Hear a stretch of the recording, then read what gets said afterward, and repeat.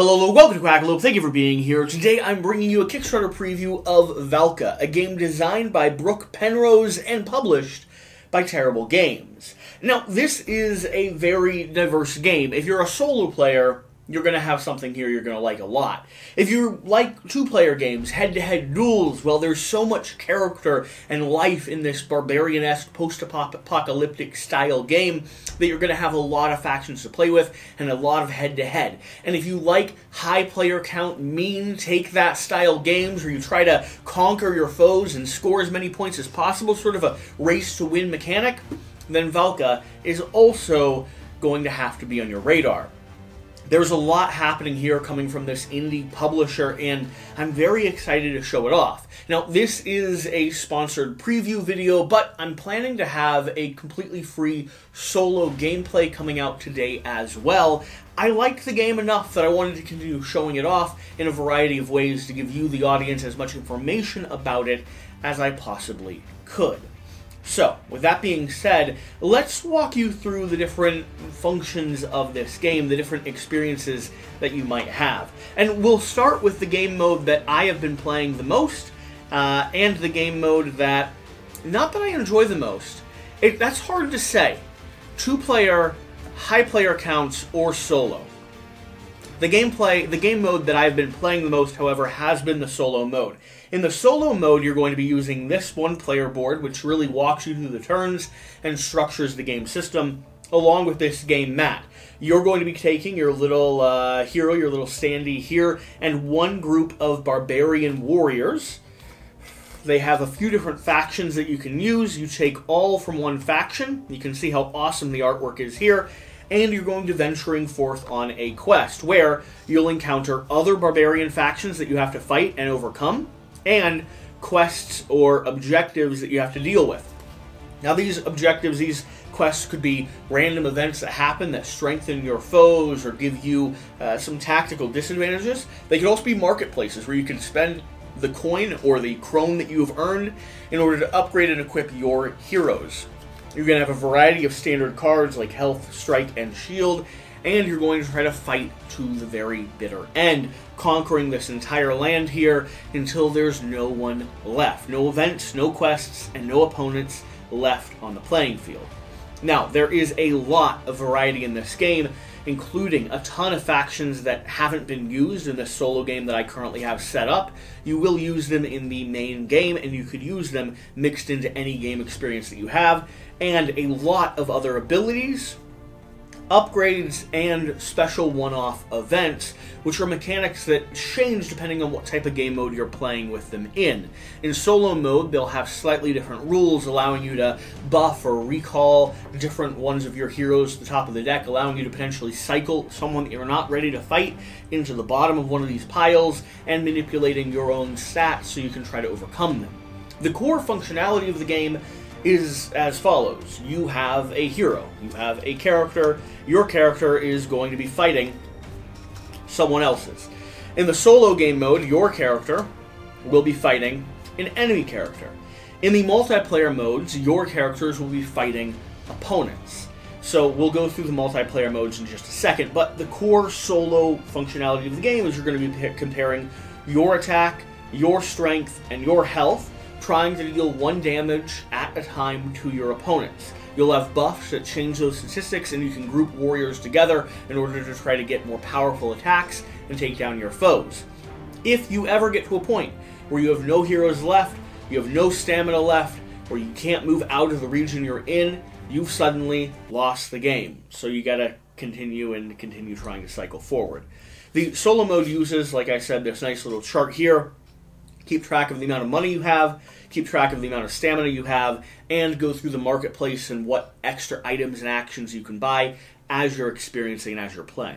You won't be using this board, this setup, or this board in any of the other game modes. These are extras that are included for the solo long quest center. And you'll have an expansion pack here, which is the long quest rewards that you get as you start venturing forth. I'm not going to spoil these, but this is a pile of cards, a pile of new factions and new faction abilities that end up getting mixed into your core game as you continue beating this solo mode with the various different faction squadrons that you have available.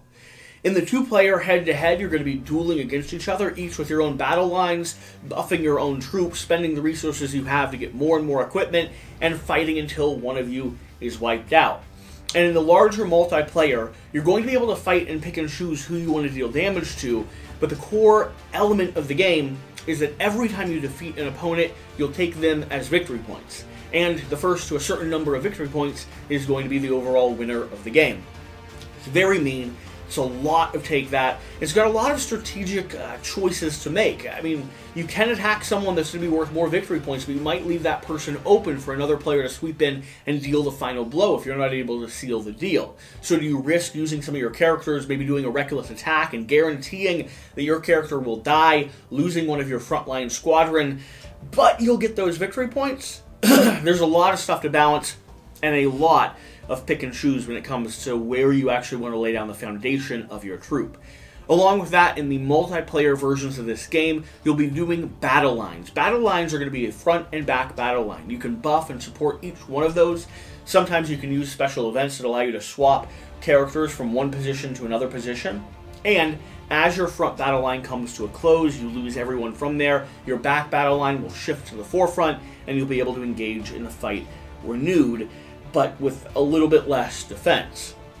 This is also an important strategic part of the game, because you can decide where you want to use your early game resources and how you want to position them around the board, so that as you lose everyone that's in the front of your squadron, or as you tactically shift people from the front to the back, you're going to be able to fluctuate the state of the game. People might not be able to win until you get access to some of your more powerful troops, and when you get access to those, you might be able to deal the final blow to a few high-scoring, high-value, succulent enemies. So, that's the general breakdown. There are a few special things over on the Kickstarter. We have the Dark Shadows expansion, which is a mini expansion that can come with your game.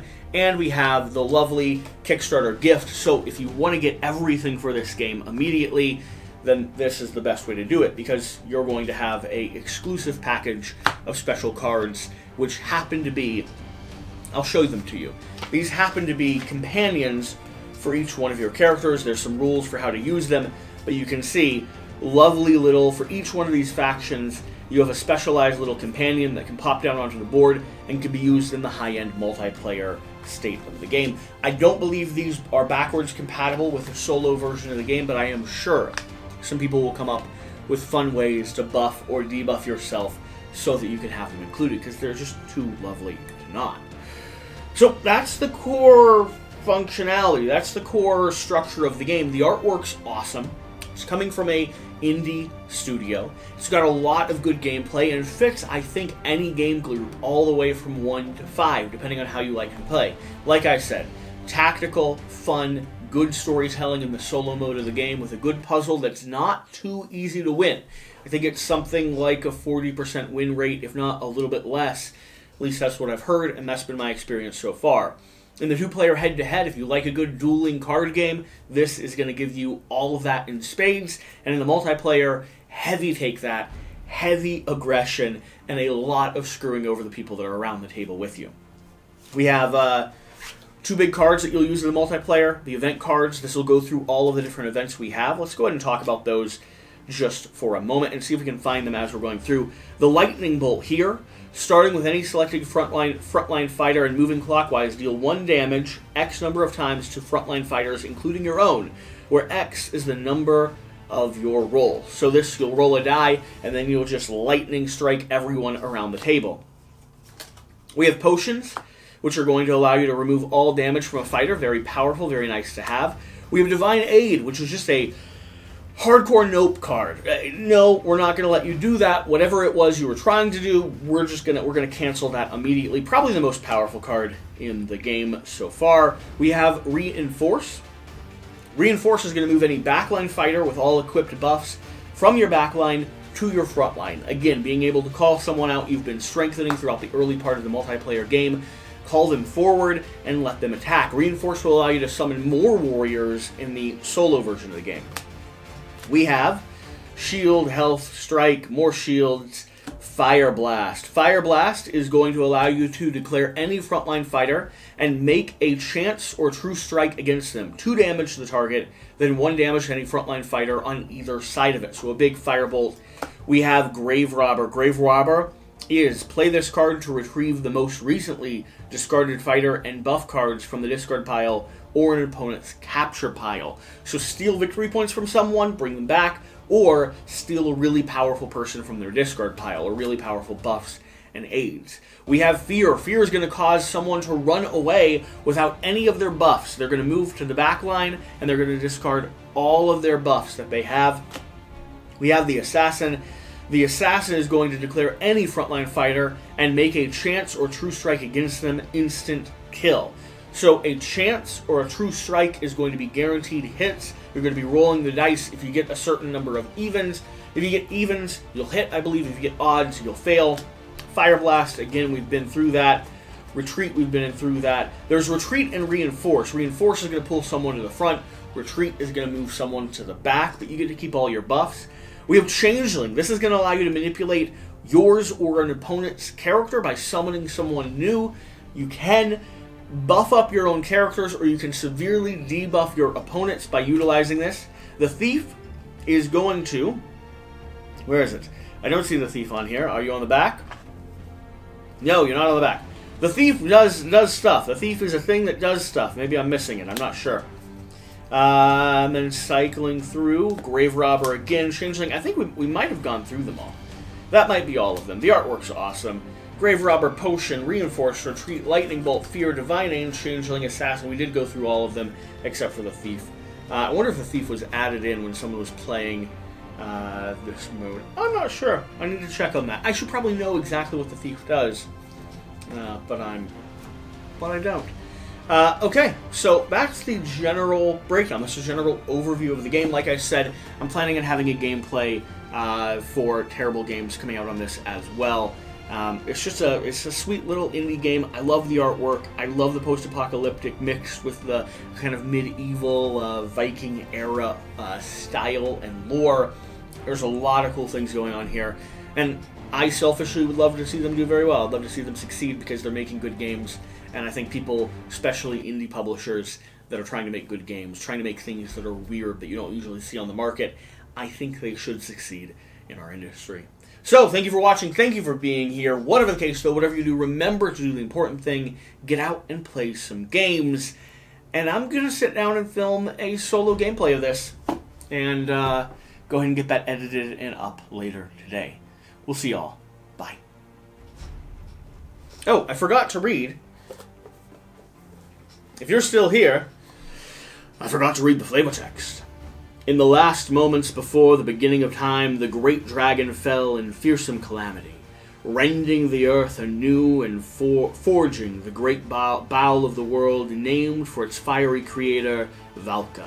The dragon's bones seeded the mountains, from its spilled blood grew the vast forests that spread out like verdacious oceans.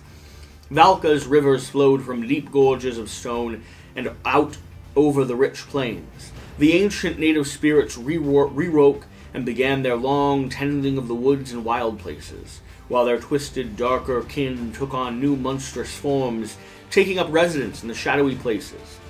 Other beings emerged from the quiet, the goblin folk in the mountains, keeping their histories and their secrets, the reptilios, cold-blooded inheritors of Válka's pride and strength, and the humans, spreaders and changers, tinkerers, short-lived but clever. It was they that spread the farthest across Válka, harnessing steel, and the oldest of magics. I love it. There's so much good lore. There's so much good story here. You really see that come through in the solo game as well. Alright, thank you for watching. Thank you for being here. We'll see you later.